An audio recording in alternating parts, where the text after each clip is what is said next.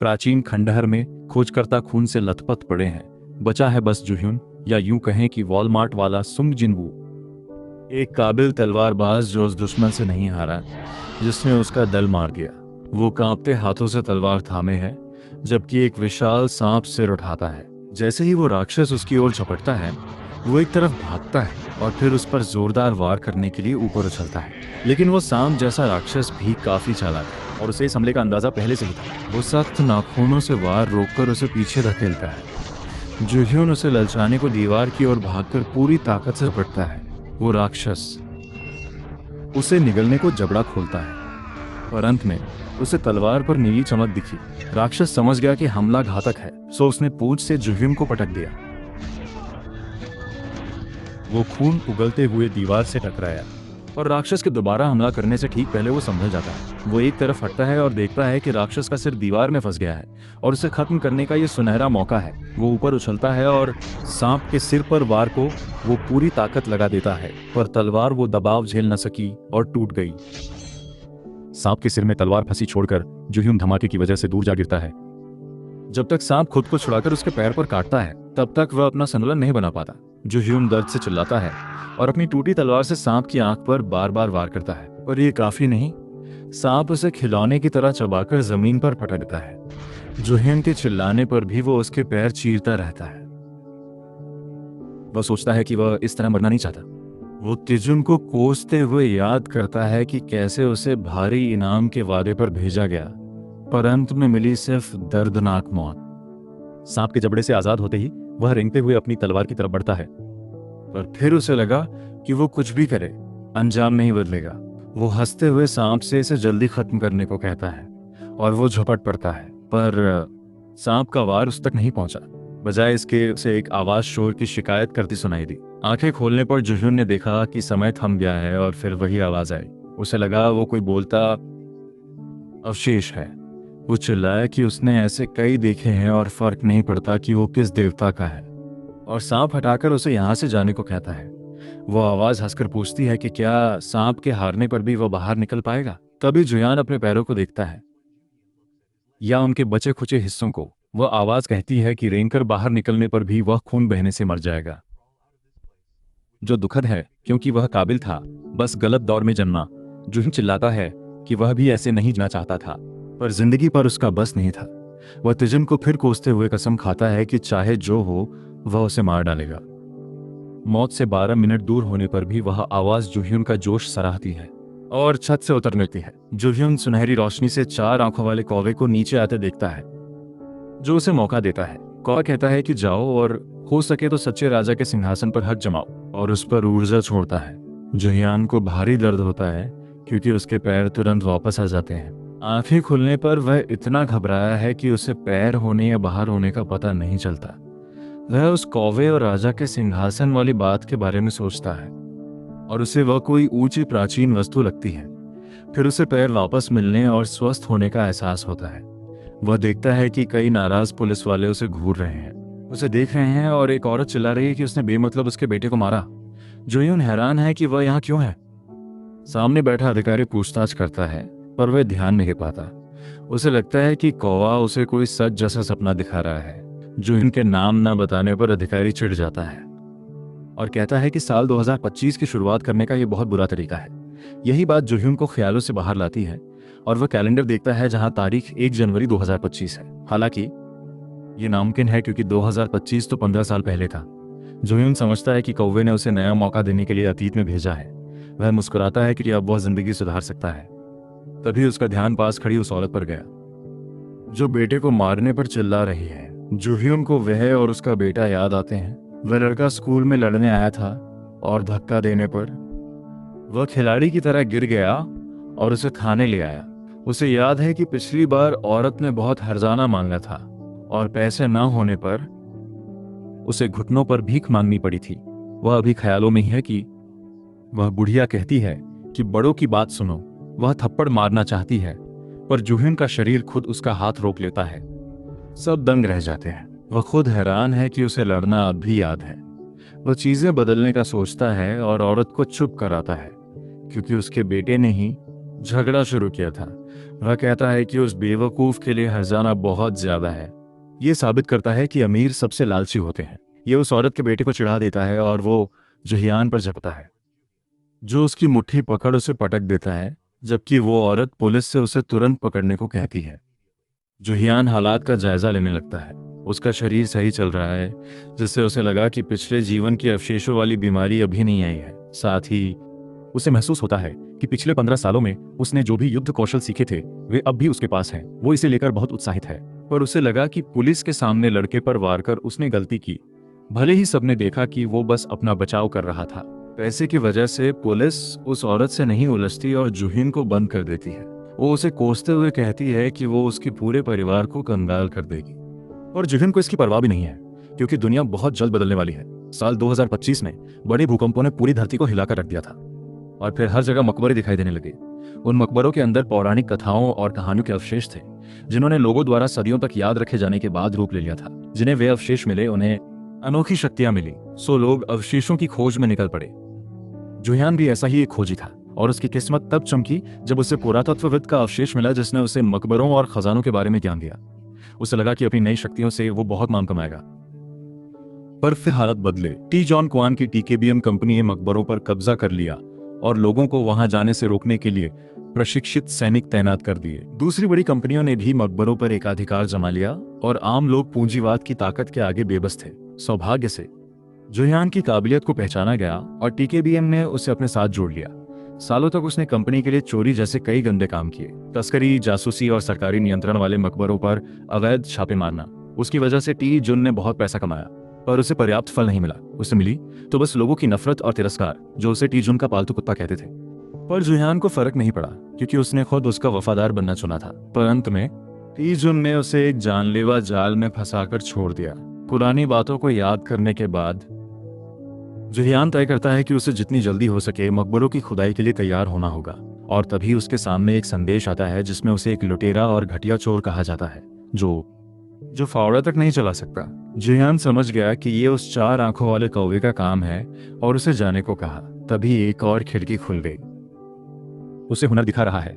वह F श्रेणी जासूस है, जो 1 मीटर में कुछ भी ढूंढ सकता है। जुहियान यह खेल नहीं खेल रहा, क्योंकि उसे लग रहा है कि वह संग जिनवू की सस्ती नकल है। वह नहीं चाहता कि उसकी कहानी अगली सोलो लेवलिंग बने। वह खिड़की पर मुक्का मारता है और वह गायब हो जाती है। फिर सामने एक और स्क्रीन आती है, जो उसे मकबरा लुटेरे के चारों हुनर खोलने का लक्ष्य देती है। जुहियन इससे ज्यादा खुश नहीं है। तभी पुलिस वालों से चुप रहकर दवा लेने को कहता है, क्योंकि वह हवा से बातें कर रहा है। जुहियन को एहसास हुआ कि उसकी सिस्टम विंडो कोई नहीं देख सकता। तभी उसके पास एक तिलचट्टा दिखा। उसकी शक्ति उसे उसकी बारीकियां साफ दिखाती है, और वह समझा कि यह वही शक्ति है जो उसे पुरातत्वविद के अवशेष से मिली थी। अब वह इसे अपनी सिस्टम विंडो से चला सकता है। उसे लगता है कि यह एक अच्छी शुरुआत है। तभी अचानक उसका दोस्त जासूस जिनवू उसे छुड़ाने आता है। वह जुहिन से कहता है कि उसकी जगह उस लड़के को सलाखों के पीछे होना चाहिए था, और कहता है कि वह सब संभाल लेगा। जुहिन शुक्रिया कहता है, और जिनवू यह सुनकर दंग रह गया, क्योंकि वह आमतौर पर इतना विनम्र नहीं है। वह इस पर हंसने लगता है, और घर जाते समय जुहिन अपने पुराने दोस्त को फिर से जिंदा और जवान देखकर खुश होता है। जुहिन जिनवू से पूछता है कि क्या हाल ही में भी अलौकिक घटना हुई है। जिनवू उसे डॉक्टर से मिलने को कहता है, क्योंकि उसकी मानसिक हालत दयनीय लग रही है। जुहिन अब आश्वस्त है कि दुनिया में अभी कोई पुरावशेष धारक नहीं है, पर मकबरे आ चुके हैं। उसे लगता है कि कदम उठाने का यही सही समय है। पर दिक्कत यह है कि ज्यादातर शुरुआती पुरावशेष यूरोप और अमेरिका में थे, और वहां जाने को उसे पैसे चाहिए। अचानक वह कुछ गुंडों से टकराता है, जो पूछते हैं कि वह कहाँ जा रहा है, और जुहिन मुस्कुराने लगता है, क्योंकि उसे कमाई का जरिया मिल गया है। गुंडों का सरदार क्योन है, जो एक मामूली गुंडा और कला जुहिन पहले उसके लिए काम करता था जब उसे पैसों की सख्त जरूरत थी। वेतन कम था और उससे बुरा बर्ताव होता था, फिर भी वह काम करता रहा। पर इस बार उसे चीजें बदलने का ठाना है। एक गुंडा पास आकर उसे होश में आने को कहता है, पर जैसे ही वह वार करता है, जुहिन उसे जोरदार तमाचा जड़कर जमीन पर गिरा देता है। वह कहता है कि वह इस्तीफा दे रहा है और क्योन से अपना पिछला वेतन और बकाया मांगता है। क्योन हंसकर उस पर हमला कर देता है, पर जुहिन उसे धूल चटाकर बाकी गुंडों को डरा देता है। वे उस पर टूट पड़ते हैं, पर जुहिन उन्हें भी आसानी से हरा देता है। उसे लगता है कि उसका कौशल तो है, पर ताकत कम है, इसलिए उसे काम जल्दी निपटाना होगा। अचानक क्योन उठकर सबक सिखाने को जेब से सुनहरा चाकू निकालता है। उसका चेला उसे टोकता है कि वह चाकू खतरनाक है, और जुहिन उसे पुरावशेष पहचान लेता है। वह सोचता है कि क्योन जैसे को पुरावशेष कैसे मिला, और फिर वह सोचता है कि यह समाज में घुला मिला कोई आवारा पुलावशेष होगा। खैर, उसे परवाह नहीं, क्योंकि वह जल्द ही उसे छीनने वाला है। क्योन हमला करता है। जुहियन उसके वार से बचकर उसका हाथ पकड़ता है और संतुलन बिगाड़कर चाकू उसकी गर्दन पर रख देता है। इससे चाकू क्योन को अपना मालिक मानने से मना कर देता है और वह तुरंत जुहियन के हाथ लग जाता है, जो उन हारने वालों को प्राचीन वस्तु का उपयोग दिखाना चाहता है। वह चाकू की शक्ति जगाता है, जिससे उसे एक्सरे दृष्टि मिल जाती है, जिससे वह विरोधियों के शरीर की बनावट देख पाता है। वह क्योन को दीवार पर लात मारता है, जबकि वह लड़ने की कोशिश भी नहीं कर रहा था। तभी वे गुंडे उस पर टूट पड़ते हैं। जुहियन वस्तु की दूसरी शक्ति का प्रयोग करता है, जो उसे आधा अदृश्य और बहुत तेज बना देती है, जिससे वह गुंडों पर गहरे वार करता है, इससे पहले कि उन्हें हमले का पता चले। इससे सब बुरी तरह डर जाते हैं और तुरंत हार मान लेते हैं। बाद में क्योन मालकिन को बताता है कि उसका पूरा दल पिट गया है, पर उसे उसकी बात का जरा भी यकीन नहीं होता। वह गुस्से में पूछती है कि उसने ऐसा कैसे होने दिया, और क्योन कहता है कि जुहियन बहुत तेज था और उसकी आंखें चमक रही थी। पर सबसे बुरा यह है कि उसने क्योन के खाते के सारे पैसे और बुद्ध की एक मूर्ति ले ली है। और यह सुनकर उसकी मालकिन पूरी तरह पागल हो जाती है और वह उसे किसी भी तरह उसे वापस लाने को कहती है।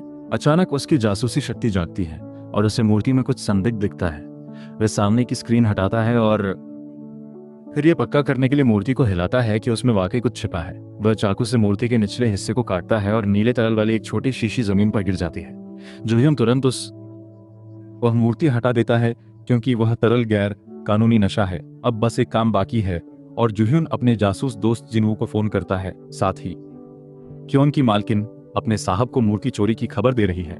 दरवाजा खुलने पर वह चिल्लाई कि काम में बाधा किसने डाली, पर सामने जुन्वू और एक अफसर थे जो क्योन को हथकड़ी में लाए थे। जिन्वू ने कहा कि नशे के सौदे की सूचना पर उन्होंने उसके आदमी को बोतल के साथ पकड़ा है। वे गोदाम की भी जांच कर रहे हैं ताकि और नशा मिल सके। इससे वह घबरा गई और वह जिन्वू को जताती है कि वह बस कला व्यापारी है। उसे यकीन है कि पुलिस गोदाम के कमरों के गुप्त कोड नहीं तोड़ पाएगी। तभी जिन्वू को खबर मिली कि गोदाम की कलाकृतियों में नशा मिला है। ये सुन कि सारे कोड टूट गए हैं। औरत का सिर चकराने लगा और जिन्वू उसे हथकड़ी लगा जुहियन से बात करने देता है, जो कहता है कि उसे अपना कोड 1 2 3 4 5 बदल लेना चाहिए। पुलिस के ले जाते वक्त वह उसे कोसती है और फिर जिन्वू ने जुहियन को लिखा कि गिरोह पकड़वाने के लिए उसे जल्द 1 करोड़ येन का इनाम मिलेगा। जुहियान खुश है कि अब उसके पास अवशेष खोजने के लिए काफी धन है। वह अगले दिन यात्रा शुरू करने से पहले जल्दी घर जाकर आराम करने की सोचता है। तभी अचानक उसे एक तेज धमक सुनाई दी। वह देखने दौड़ा और अपने घर की जगह एक मकबरा पाया और वह नहीं जानता कि यह अच्छा है या बुरा। खैर, वह वहां गया और स्थानीय लोगों को परेशान पाया। जब सैनिक मकबरे की रक्षा कर रहे थे, उसने एक महिला को फोन पर कहते सुना कि सरकार को अभी मकबरों का पता नहीं है, इसलिए वे देश को इसके असली मूल्य का पता चलने से पहले ही इसे उड़ाने वाले हैं। हालांकि वह वहां एक साथी खुदाई करने वाले को देख हैरान हुई और पूछा कि बेंट गणराज्य का दल यहाँ क्या कर रहा है। केंशी ने लिंडा से पूछा कि वह यहाँ क्या कर रही है, क्योंकि अमेरिका को भी यहाँ नहीं होना चाहिए। जब वे लूट के माल पर बहस करते हैं, जुहियान घबरा गया क्योंकि वह CIA और बेंट गणराज्य के यहाँ होने के लिए तैयार नहीं था। हालांकि उनकी मकबरा उड़ाने की योजना देख उसे लगा कि वे विशेषज्ञ नहीं है, जिससे उसका काम आसान हो गया। अचानक उसने सड़क पर चमकते लाल अक्षर देखे जो उसके पास से मकबरे तक जा रहे थे। उसने उन्हें मकबरे के कुछ संकेतों के रूप में पहचाना, जो मकबरों के विवरण जैसे थे, और यदि कोई उन्हें समझ सके तो वे प्रवेश द्वार और अंदर के जाल जान सकते हैं। वह संकेतों के पीछे गया और उनका केंद्र ढूंढ लिया, और जैसे ही वह पढ़ना शुरू करने वाला था, सिस्टम विंडो उसके सामने खुल उसे कुशल कूटलेखक की उपाधि देती है। साथ ही उसकी F श्रेणी की भाषा विज्ञान क्षमता खुलती है, जो उसकी हर भाषा की समझ बढ़ाती है। यह उन क्षमताओं में से है जो उसे पहले लक्ष्य के लिए चाहिए। पर जुहियान बेफिक्र है। वह मकबरे का द्वार ढूंढकर चाकू से उस पर वार करता है। आकाश में ऊर्जा की एक चमकती मीनार उठती है। द्वार खुलते ही लिंडा और कैंशी दंग रह जाते हैं, क्योंकि उन्होंने मकबरे को ऐसे खुलते कभी नहीं देखा। लिंडा का आदमी उसे द्वार खुलने की सूचना देता है और कैंशी लपकता है सामने दिख रही उस प्रकाश की मीनार की ओर। लिंडा पीछे हो लेती है और वे दोनों बिना सोचे जमीन के उस छेद में कूद जाते हैं जहां से भारी ऊर्जा निकल रही है। उधर जुहियन लाइटर जलाता है। दीवार के संकेत पढ़ वह उनके पीछे चलता है। उसे लगता है यही सही राह है। जल्द ही वह खुले मैदान में पहुंचता है, जहां बीच में साफ झील है, और वह ठीक वही है जहां उसे होना चाहिए। वह झील को देख अपना चाकू उसमें फेंक देता है। उसे पक्का भरोसा है कि सब ठीक होगा, और तभी झील से एक विशाल बोलने वाला सांप निकलता है।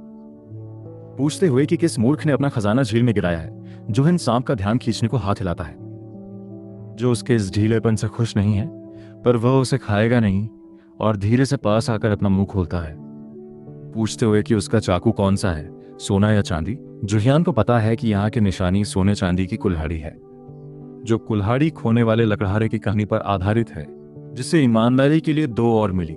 जुहियान जानता है कि परीक्षा कैसे पार करनी है और कहता है कि इनमें से कोई चाकू उसका नहीं। फिर सांप उसका चाकू निकाल पूछता है, क्या यही चाहिए? जुहियान जानता है कि हाँ कहने पर उसे चाकू और निशानी मिल जाएगी, पर वह इसे आसानी से नहीं करना चाहता। वह सांप से चाकू पास से देखने की अनुमति मांगता है और सांप मान जाता है। जुहियान पास जाकर जैसे ही चाकू थामता है, वह सांप पर वार कर उसे चोट पहुंचाता है। सांप पूछता है कि काम करते वक्त हमला क्यों किया, और जुहियान कहता है कि उसे ऐसी चीजों पर भरोसा नहीं। सांप का शरीर उसे घेर लेता है जब जुहियान कहता है कि परीक्षा पार करने पर इनाम की कोई गारंटी नहीं है। अवशेष मिलने पर भी वह बेसुध हत्यारा बन सकता है। सांप दंग रह जुहिन से पूछता है कि उसे यह राज कैसे पता। जुहिन को याद आया कि उसने ये खबर पिछले जन्म में पढ़ी थी। तब सोने चांदी की कुल्हाड़ी अमेरिका में मिली थी और उसका मालिक खूंखार हत्यारा बन गया था। सांप के हमले को जुहिन ने बचा और उस पर कूदकर चाकू से सिर पर वार किया। सांप बोला, ये काफी नहीं, तो जुहिन ने जोर लगाकर चाकू और गहरा घोंप दिया, जिससे सांप तड़पकर भागने लगा और जुहिन को अपनी सबसे रोमांचक सवारी मिली। जुहिन अवशेष जीतने के तरीके बताता है। पहला है आत्मीयता, जो भरोसे से अवशेष वश में करने की क्षमता है। दूसरा प्रभुत्व, यानी बल से वश में करना। और तीसरा अनुकूलता, जहां दोनों एक दूसरे के लिए बने हों। अभी वह सांप पर प्रभुत्व जमा रहा है, जो हार न मानकर उसे झटकने को झील में कूदा।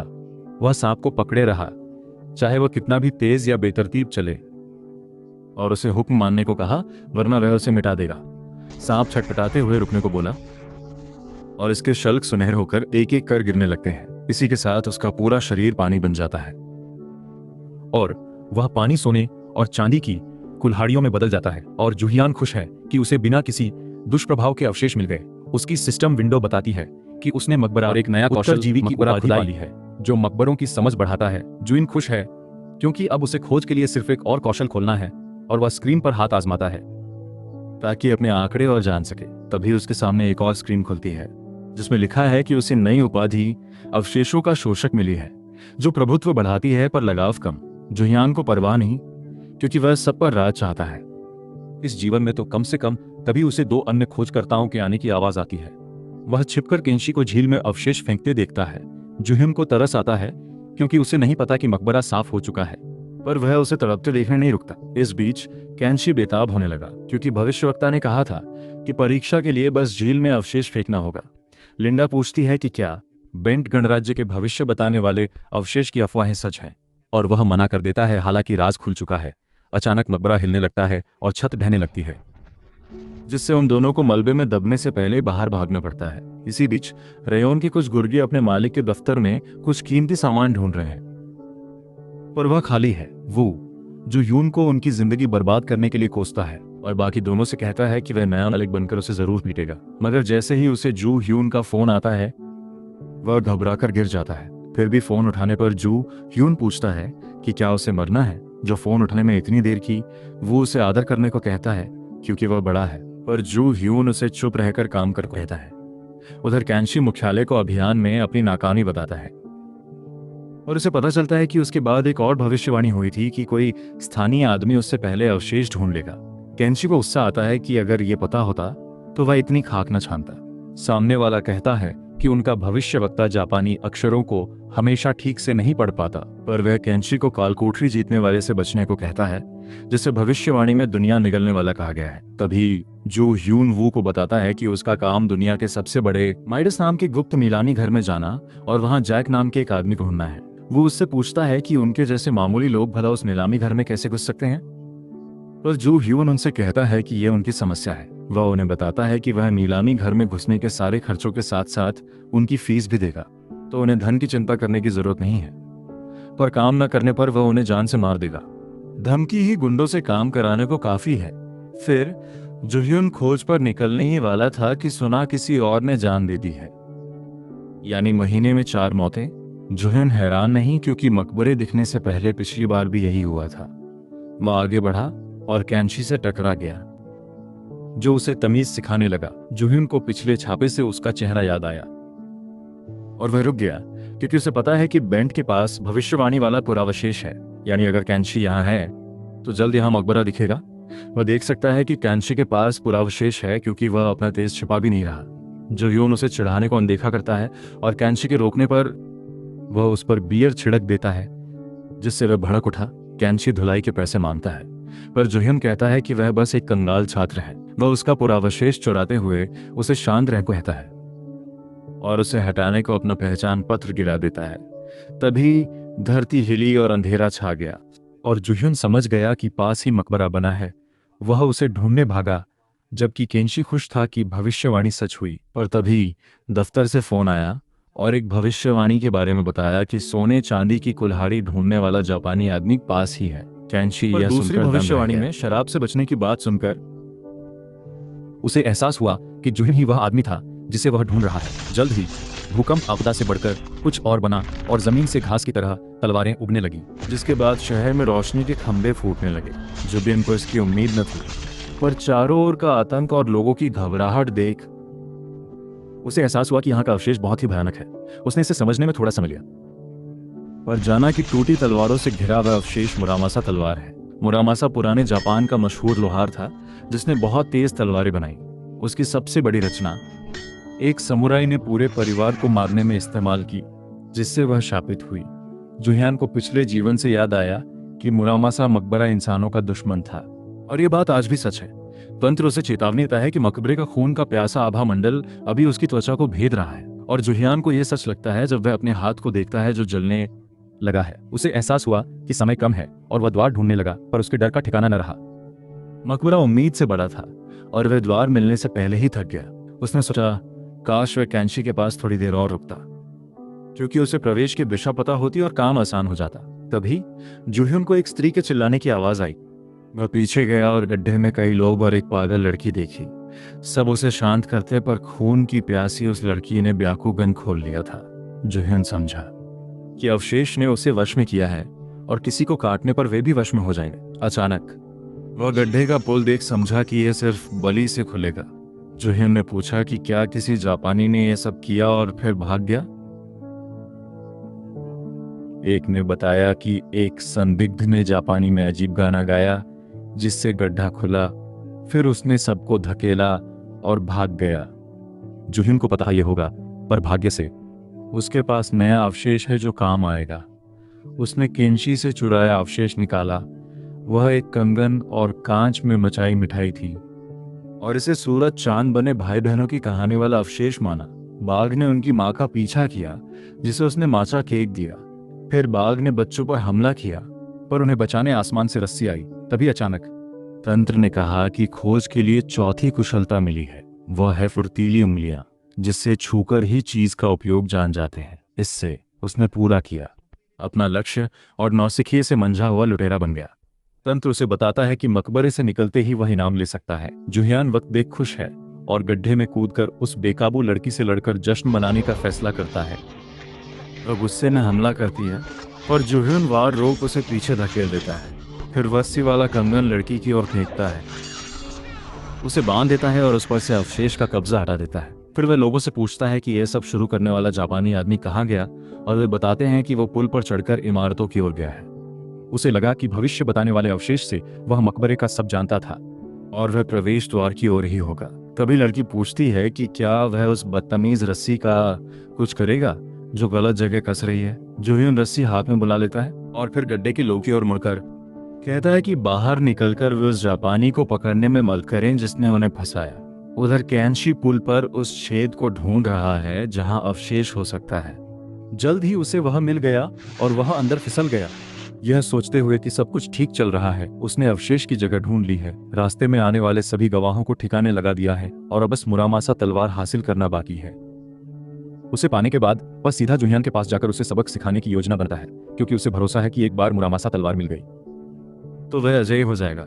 हालांकि जब उसे टूटी हुई तलवारों के बीच मुरामासा तलवार नहीं मिलती तो वह जल्द ही अपना भरोसा और धीरज खो देता है। तभी वे लोग जिन्हें उसने फंसाया था वहां आकर उसे पीटने लगे। केंशी समझ नहीं पा रहा कि वे यहाँ कैसे आए, जबकि वह उनकी लातों से बचने की कोशिश में है। तभी उसे भीड़ के पार जुहियान खड़ा दिखा, हाथ में सुनहरी कुल्हाड़ी लिए। तब केंशी समझा कि उसे किसने फंसाया। जुहियान मजाक उड़ाते हुए बोला कि वह कुछ भी ठीक से नहीं कर सकता, भले ही पूरी सेना उसके साथ हो। फिर उसने कुल्हाड़ी से मुरामासा तलवार ढूंढी और उस बड़े गड्ढे की जांच के बाद वह उसे मिल गई। उसने तलवार को थॉर के हथौड़े की तरह पास बुलाया और मुरामासा तलवार भी मिलकर खुश है। वह जुहियान से कहती है कि उसे 10 इंसानों का खून पीने दे, क्योंकि इससे वह अपना असली रूप और शक्ति वापस पालेगी। लेकिन अगर वह ऐसा नहीं कर पाया तो वह यहाँ हमेशा के लिए कैद हो जाएगा। केंशी समझ नहीं पा रहा कि तलवार बोल कैसे रही है। पर जुहियान ने पूछा कि क्या यह मकबरे की परीक्षा है। तलवार हंसकर बोली कि हाँ, यही परीक्षा है, और उसे हत्या शुरू करने को कहा। मगर जुह्युन की योजना अलग है। वो परीक्षा के बदले मुरामासा पर प्रभुत्व की तकनीक चलाता है और उसे प्रतिरूप सोखने को कहता है। तलवार उसे ये मूर्खता रोकने को कहती है, क्योंकि बड़ी बातें और खलनायक जैसा बनने के बाद भी वो जुह्युन के आगे टिक नहीं पाती। वो प्रतिरूप सोखने लगती है और शक्ति बढ़ने से जमीन कांपती है। लोग घबराते हैं, पर जल्द ही सब सामान्य हो जाता है और जुह्युन के हाथ में ठीक हुई मुरामासा होती है, जिससे नीली लपटें निकल रही हैं। केंशी उसे ऐसे नियंत्रण करते देख दंग है, और जब लोग रस्सी से गड्ढे से निकलने लगते हैं तो वो भी घुस जाता है। जुह्युन उसे देख टोकता है कि उसे साथ जाने का हक नहीं। केंशी तुरंत हार मान माफी मांगता है। वो साथ जुड़ने को भी कहता है, क्योंकि पुरानी चीजें खोजने में अच्छे पैसे हैं और उनके पास भविष्य मार्गदर्शक भी है। जुह्युन कहता है कि उसने सुना है कि उसे सिर्फ एक ही व्यक्ति चला सकता है, और केंशी कहता है कि एक कंपनी ये समस्या सुलझा सकती है। जुह्युन उनके व्यवस्थित तरीके से थोड़ा प्रभावित है, पर कंपनी का नाम TKBM सुनते ही उसका मिजाज बदल जाता है। तभी सब बाहर निकल जुह्युन को उसकी बारी बताते हैं। वो तुरंत केंशी के पेट में लात मारता है और ऊपर चढ़ते हुए उसे गड्ढे में छोड़ देता है। केंशी भीख मांगता है, पर जुह्युन उसे छोड़ देता है, ये कहते हुए कि वो TKBM से मदद मांगे। वो मकबरा बंद करने का आदेश देता है और पत्थरों के नीचे दबते हुए केंशी रहम मांगता रहता है। उस रात समाचारों में बताया जा रहा है कि कैसे शहर के बीचों बीच आए भूकंप ने तबाही का रूप ले लिया, जब जमीन और दीवारों से नुकीले फलक बाहर निकलने लगे। बचाव कार्य अभी भी जारी है और जीवित बचे लोग वे मीडिया को बताते हैं कि एक जापानी इसके लिए जिम्मेदार था। खबर जापान पहुंचती है और प्रधानमंत्री मोरी पर बरस पड़ते हैं। खुदाई प्रमुख मोरी कहते हैं कि यह उस कोरियाई की गलती है जिसका संकेत उनके भविष्य बताने वाले अवशेष ने दिया था। लेकिन प्रधानमंत्री इस बारे में कुछ भी नहीं सुनना चाहते, क्योंकि खुदाई दल को उसे खत्म कर देना चाहिए था। मोरी बिना किसी शिकायत के डांट सह लेते हैं। फिर वे प्रधानमंत्री को भरोसा दिलाते हैं कि वे जूही को ढूंढ लेंगे और यह भविष्य दिखाने वाले अवशेष से मुमकिन है। सुनकर प्रधानमंत्री और भड़क गए, क्योंकि अवशेष सिर्फ निशान लगे व्यक्ति को ढूंढता है। मोरी कहते हैं कि वे सही हैं, पर केंशी पर निशान था और वह जू ह्योन से मिला तो वे उसे भी ढूंढ लेंगे। प्रधानमंत्री उन्हें आगे बढ़ने को कहते हैं। वे अब भी इस बात से नाराज हैं कि जू ह्योन की हरकतों ने उनके देश की छवि बिगाड़ दी है। उसी समय जू ह्योन एक होटल के स्नान घर में है। पुरानी चोटें देखते हुए वह बाह के निशान देख समझ गया कि यह मुरामासा तलवार को वश में करने की कोशिश का झटका है, क्योंकि अवशेष प्रबल होने पर उसे जबरदस्ती दबाने वाले को उतनी चोट लगेगी। जू ह्योन को लगा कि वह और नहीं झेल पाएगा, वरना अस्पताल पहुंचेगा। तभी मकबरे से निकलते ही सिस्टम की खिड़की उसे खोज पूरी करने का इनाम बताती है। वह खिड़की उससे भविष्य के प्रति उसके नजरिए के बारे में पूछती है। उसके पास 2 विकल्प हैं।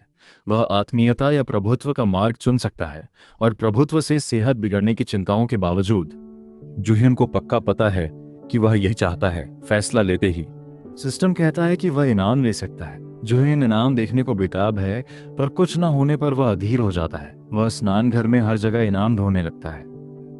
तभी उसे अपनी जेब में कुछ मिलता है। वह एक छोटी चमकदार टिकिया निकालता है और पाता है कि यह खाने योग्य एक प्राचीन वस्तु है। जुह्युन सोचता है कि क्या उसे इसे खाना चाहिए और क्या वह इस पर भरोसा करे। फिर भी वह कहता है कि मौत आनी है तो आए, और गोली निगल लेता है। वह बहुत कड़वी है, पर निगलते ही जुह्युन के घाव पूरी तरह भर चुके हैं। सिस्टम उसे इनाम मिलने पर बधाई देता है।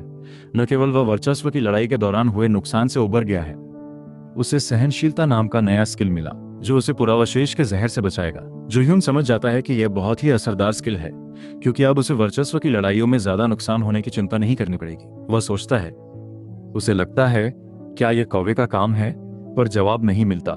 वह कौवे के पुरावशेष की मदद का कारण सोच ही रहा था कि सिस्टम फिर सामने आ गया, जो कहता है कि यह श्रेणी पुरावशेष ने उसे चुना है और उसका भविष्य पढ़ा जा रहा है। जुह्यून समझ गया कि ये फ्यूचर गाइड है और जापानी सरकार उसके पीछे है। वह इसके बारे में जानता है, जो प्राचीन जापान की भविष्यवाणियों की कथा पर आधारित है।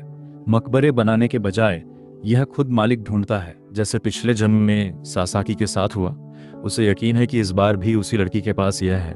पिछले जन्म में जापान सरकार सासाकी के पास गई थी और अवशेष मिलते ही उन्होंने उसे लुभाने की पूरी कोशिश की, पर सासाकी पढ़ाई में कमजोर थी और पुरानी जापानी भविष्यवाणियां नहीं समझ सकी। अंत में वह फ्यूचर गाइड छीनने वाले एक बलवान व्यक्ति द्वारा मारी गई। जुह्यून अब सब अलग तरह से करने की ठानता है और तुरंत जापान निकल जाता है। उधर सासाकी चैन से थी कि तभी प्रबंधक ने फ्यूचर गाइड पढ़ने को कहा। वह इससे नाखुश है, पर वह काम पर लग गई और प्रबंधक ने कहा कि जो पढ़े बस नकल करे, चाहे समझ ना आए। अचानक सासाकी चिल्लाई क्योंकि किताब में लिखा था कि वह मर जाएगी। उसी पल कभी जुह्यून जापान में सुशी का मजा लेते हुए जापानी सरकार के हमले का इंतजार करता है। खुदाई सेना के सैनिक हमले के लिए तैयार हैं, लेकिन उससे पहले वे सासाकी को और सुशी के साथ भेजते हैं। वह घबराकर पूछती है, उसे मारने आए आदमी की सेवा क्यों करे? पर वे बोले, बस उसे अवशेष से चिन्हित करना है। वे बोले, वह उसे नहीं जानता, सो कुछ नहीं करेगा। और वह अंदर गई, पर जुह्यून को देखते ही उसे प्यार हुआ, क्योंकि उसे के पॉप जैसा कोई भी पसंद है। जुह्यून उसका आभा देख तलवार तानता है और सेना जमीनी दल से कहती है कि सासाकी को बचाएं।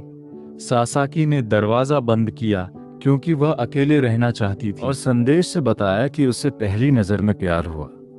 जुह्यून इस सब से हैरान है, पर यह बेहतर था और वह मार्गदर्शक चुराने को साथ जाने को मान गया। उधर सैनिक उसे बचाने घुसने लगे, पर तभी दरवाजा धमाके से उड़ गया और वे बंधे हुए छत से लटक गए। जुह्यान सासाकी के कंधे पर हाथ रख कमरे से बाहर आया और बोला कि अब उन्हें घूमने चलना चाहिए, क्योंकि अब कोई बाधा नहीं डालेगा। कैफे की ओर जाते हुए जुवियान बोला कि खुदाई सेना डरपोक है जो उसे मोर्चे पर भेज दिया। उसने पूछा कि उसे यह कैसे पता। उसने कहा कि उसके अपने जरिए हैं। सासाकी तुरंत उसकी बात मान गई कि सेना हमेशा उस पर नजर और पाबंदी रखती है। जुह्यून ने उसका सिर थपथपाया कि उन्हें उन लोगों को तंग करना चाहिए और सासाकी उस पर और फिदा हो गई। उसे लगा वह डरावना नहीं है। उसकी आंखों में देख वह उसका भविष्य पढ़ सकती थी। तभी याद आया कि वह भविष्य पुस्तिका घर भूल आई है, पर उसे लगा इसकी जरूरत नहीं। जल्द ही वे कॉफी की दुकान पहुंचे और सासाकी इस मुलाकात से बहुत खुश थी। पर तभी अचानक जुह्यून उस पर चाकू तान देता है। वो घबराकर पूछती है कि वो क्या कर रहा है और वो उससे फोन मांगता है। वो उसे पैरों तले कुचलकर बताता है कि उसे मार्गदर्शिका के बारे में पता है और उसे उससे कुछ काम करवाने होंगे। सासाकी के पास उसकी बात मानने के सिवा कोई चारा नहीं है और वे कैफे केबिन बुक करते हैं। दरवाजे बंद होते ही जुह्यून उसे मार्गदर्शिका की भविष्यवाणियां अपनी कॉपी में लिखने को कहता है। सासाकी उस पर चिल्लाती है कि उसने डेट पर जाने का झूठ क्यों बोला और फिर कहती है कि वो उसकी मदद नहीं कर सकती क्योंकि वो मार्गदर्शिका घर भूल आई है। जुह्यून उसे नौसिखिया कहता है कि उसे ये भी नहीं पता कि वो बांह के टैटू को छूकर अपनी निशानी यहाँ बुला सकती है। वो लड़की वैसा ही करती है जैसा वो कहता है, भले ही वो उसकी मदद न करना चाहे। जुह्यून उसे एक भी चीज न छोड़ने को कहता है और खुद मीठा खाने लगता है। सासाकी उसके लिए भविष्यवाणियां लिखने लगती है, पर कुछ ही देर बाद वो ध्यान खींचने को गिलास में चम्मच गिरा देता है। वो कहता है कि उसकी रफ्तार कम है और काम पूरा नहीं होगा। सासाकी कहती है कि हाथ दुख रहे हैं। इतना लिखने के बाद वो उसे जाने देने के बदले मार्गदर्शिका देने की पेशकश करती है, पर जुह्यून उसकी बात ठुकरा देता है और इंस्टाग्राम रील देखने लगता है। सासाकी खुद को कोसती है कि जुह्यून के सुंदर होने की वजह से वो इस जाल में फंस गई। वो सोचता है कि काश वो उससे भविष्यदर्शिका ले पाता, पर यह एश श्रेणी की पुरावस्तु है और अगर वो इस पर हावी होना चाहे तो नतीजे मुरामासा तलवार से भी भयानक होंगे। तभी जुह्यान को कर्मियों के रोकने पर भी खुदाई दल के आने की आवाज आती है और वो योजना तेज करने का फैसला करता है। वो मुरामासा निकाल सासाकी से कहता है कि उसका काम हो गया। वो डरकर जान बख्शने की भीख मांगती है क्योंकि वो और काम कर सकती है। जुह्यून डरावनी मुस्कान के साथ सासाकी के बजाय भविष्यदर्शिका में तलवार घोंप देता है। सासाकी हैरान रह जाती है जब वो अपनी किताब को चीखते और कोसते देखती है और पन्नों से बिजली निकलती है, पर वो पुरावस्तु टिक नहीं पाती और काले धुएं में बदल जाती है। उसके ओझल होते ही सासाकी की आंखें पथरा जाती हैं और वो बेहोश हो जाती है। जुहियान कहता है ये उसी की भलाई है। तभी तंत्र बताता है कि उसे हिंसक, पुरावस्तु, विनाशक की उपाधि मिली है, जिससे उसका दबदबा बढ़ता है और लगाव कम। उसे विशाल शिकारी कौशल भी मिला है जिसका उसे कोई अंदाजा नहीं। तभी खुदाई दल प्रमुख मोरी सैनिकों संग जुहिन को पकड़ने आता है और भविष्य दर्शिका के अवशेष देख टूट जाता है। वो कहता है कि वो उसे यहीं मार डालेगा, पर जुहियान उसे शांत रहकर वो मिठाई खाने को कहता है जो वो फेंकता है। मोरी मिठाई पकड़कर कहता है कि यह उस पर काम नहीं करेगी, पर अगले ही पल मिठाई की महक उसे और उसके आदमियों को मोह लेती है। वे जुहियान को भूलकर मिठाई के लिए लार टपकाने लगते हैं। मोरी मिठाई छीनने वालों पर बंदूक तान कर कहता है कि बड़ा होने के नाते वही इसे खाएगा। सिपाही भी बंदूकें तान देते हैं और एक तो मोरी पर गोली चला देता है जो कान छूकर निकलती है। मोरी भड़ककर उस सिपाही पर हमला कर देता है, कहते हुए कि वो मिठाई नहीं देगा, और बाकी भी भिड़ जाते हैं जबकि वे आपस में लड़ रहे हैं। जुहियान कोरिया के विमान में है। वो सासाकी की भविष्यवाणी पढ़कर अपनी मनचाही बात ढूंढ लेता है। ये महासमाधि के बारे में है, एक आपदा जहां दुनिया मकबरे में कैद थी। तब ढेरों पुरावस्तुएं मिली थीं और जुहियान अगली बार के लिए तैयार रहना चाहता है। इसके लिए पहला कदम वेगास जाना है, जहां उसके साथी मायदा के नीलामी घर की जांच कर रहे हैं। वे जुहियान को अपनी जांच की रिपोर्ट देते और उसे बताओ कि मिडास नीलामी घर में जे के नाम के 3 लोगों ने पंजीकरण कराया था। जुहियान के लिए उस आदमी को ढूंढना ज्यादा मुश्किल नहीं है जिसे वो तलाश रहा है। उसे पक्का है कि वो आदमी नीलामी में है तो उच्च स्तर के अवशेष भी होंगे, पर जब वो सार्वजनिक नीलामी की पुस्तिका देखता है तो उसे निराशा हुई क्योंकि वहां कोई दिव्य अवशेष नहीं है। जुहिन बोला कि वे फिर भी कुछ दिलचस्प चीजों पर बोली लगाएंगे, और चेलो का मुखिया बू जुहिन से पूछता है कि क्या वो सच कह रहा है, क्योंकि मिडास में नीलामी 10 करोड़ वॉन से शुरू होती है। जुहिन जवाब देता है कि वो चौथी अवस्था के कैंसर जितना गंभीर है। वो बोली कि जंग में शामिल होगा भले ही नकद न हो। चेले दंग रह गए, पर जुहियान ने याद दिलाया कि वे वेगास में हैं और ऐसी कोई जगह नहीं जहां आसानी से पैसा कमा सके। इसी के साथ वे जुआघर गए और जुहिन हर मशीन पर जैकपॉट जीता।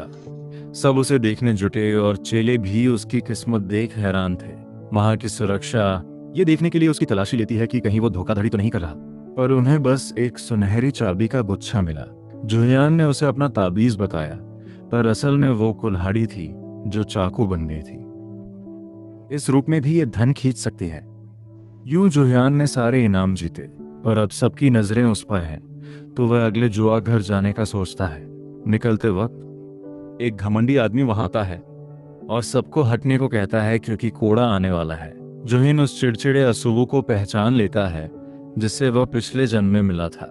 वह समझता है कि सीवू है तो उसका मालिक भी होगा, और तभी टीजुन नाम का अमीर बूढ़ा वहां आ जाता है। जुहिन का खून खौल उठता है क्योंकि पिछले जीवन में उसकी तकलीफों और दर्दनाक मौत की वजह तीजुन ही था। वह कसम खाता है कि इस बार वह उसे उसके किए की सजा जरूर देगा। नीलामी में कीमती चीजें खरीदने से शुरू करते हुए अचानक उसके गुर्गे उसका थैला लिए वहां आते हैं। वे कहते हैं थैला अजीब बर्ताव कर रहा है। जुहियान चांदी की कुल्हाड़ी निकाल उन्हें बताता है कि कुछ होने वाला है, क्योंकि यह दुश्मनों को पहचान लेती है। कोई जुआग में लोगों को लड़ते और घबराते देखता है क्योंकि उनके पैसे डूब रहे हैं। वह हैरान है कि क्या हो रहा है। जब एक बेहद खूबसूरत लड़की जुआघर में आती है तो जुहियान उसे तुरंत पहचान लेता है, और यह भी कि वह आखिरी इंसान है जिसे वह इस वक्त देखना चाहता था। वह आयरिन होल्टन है, दुनिया के सबसे अमीर घरानों में से एक की छोटी बेटी। जुहियान के लौटने से पहले उसके पास देव, अश्रु निशानी और दिवालियापन के राजा की उपाधि थी। आयरीन पास आने वालों के लिए बदकिस्मती लाती थी। जुहियान जानता है कि उसके पास आने से उसके पैसे डूब सकते हैं। वह चेलों को साथ ले तेजी से बाहर भागता है, पर आयरीन उसे देख लेती है। लगता है उसे कुछ कहना है। वह पीछे भागती है और जुहियान और तेज भागता है, अनसुना करने का नाटक करते हुए। पर दरवाजा छूते ही उसे झटका लगा और संदेश मिला कि पास कोई अशुभ साया है और उसकी निशानियों की शक्ति घट गई है। जुहियन कुछ करता, आयरीन हाथ थाम 5 मिनट मांगती है। सामने उभरती स्क्रीन देख जुहियन घबरा गया, जो कह रही है कि अशुभ साया ने उसे जकड़ लिया है। निशानियां कमजोर हैं और हर काम नाकाम होगा। वह हाथ झटक देता है और आयरीन माफी मांगती है। वह मासूमियत से पूछती है, क्या वही जैकपॉट जीत रहा है? चेलों को लगा आज उसका काम हो गया। आयरीन राज पूछती है, और वह कहता है कि उसने गलत बंदा नहीं चुना। वो चिढ़ गया कि जुहिन पहल करने वाली लड़की को मना कर रहा है। वह खाने पर राज बताने की बात कह आयरीन से बात करने लगा, पर अगले ही पल वो और उसके दोस्त पेट के तेज दर्द से जमीन पर गिर जाते हैं। जुहिन समझ गया कि उसे आयरीन से दूर जाना ही होगा, पर जैसे ही वो मुड़ा, उसका मुंह दरवाजे से जा टकराया। आयरीन ने हाल पूछा तो जुहिन बोला कि वो ठीक नहीं है और ये सब उसी की वजह से है। ये सुन आयरीन चहक उठी और बोली कि उसे इसी में उसकी मदद चाहिए। उसने बताया कि उसके पास रहने वाले हमेशा और वो अपनी बदकिस्मती झेलते सबको खुश करना चाहती है। आयरीन की बड़ी आंखों और इन बातों ने जूही को सोच में डाल दिया, क्योंकि पिछले जन्म में वो दिवालियापन की रानी थी जिसने दुनिया को बर्बादी और अफरा तफरी में डाल दिया था। वो सोचता है कि क्या वो बस नाटक कर रही है, पर आयरीन किस्मत बदलने को लेकर गंभीर है। तभी जुहियान को संदेश मिला कि एक ईश्वरीय प्राचीन वस्तु की अशुभ शक्ति उसे प्रभावित कर रही है, जिससे प्राचीन वस्तुओं के बुरे असर के प्रति उसकी सहन शक्ति बढ़ गई। उसे लगा कि चांदी की गेंद की शक्ति आयरीन के पास रहने मात्र से बढ़ गई है, तो उसने आयरीन से बचना छोड़ दिया, क्योंकि यह उसे बलवान बना सकता था। उसने आयरीन को नीलामी में साथ ले जाने का सोचा, ताकि उसकी बदकिस्मती का असर सब पर हो, पर वो सुरक्षित रहकर जीत जाए। आयरीन साथ चलने को तैयार है और उसकी वजह से नीलामी के आधे से ज्यादा लोग अपनी समस्याओं के कारण चले गए। पिजन अब भी वहां था, भले ही उसकी एक फैक्ट्री में आग लग गई थी। जल्द ही नीलामी एक पुरानी शराब की बोतल से शुरू हुई, पर जुहियान आयरीन से कहता है कि उसे इसमें कोई रुचि नहीं। वह खुश है कि वह उसे इतना ध्यान दे रहा है, यह जानकर भी कि वह सबके लिए अशुभ है।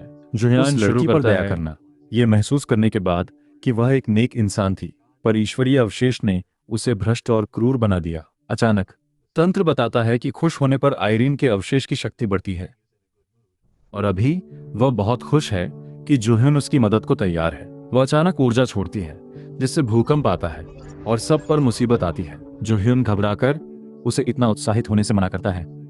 नीलामी शुरू होने से आयरीन का मूड बिगड़ा और शक्ति घटी, जिससे भूकंप रुका।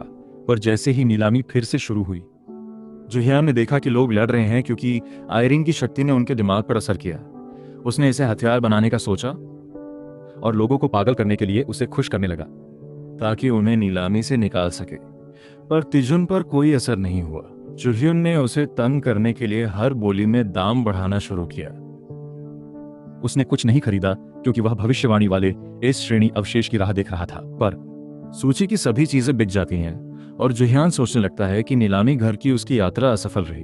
फिर अचानक नीलाम करता बादाम का पौधा लाया, जो सूची में नहीं था, और दोनों उत्साहित हुए क्योंकि वे इसी एस श्रेणी अवशेष के लिए आए थे। पर यह वीडियो यहीं खत्म होता है। चैनल को लाइक और सब्सक्राइब करना न भूलें। देखने के लिए शुक्रिया, फिर मिलेंगे।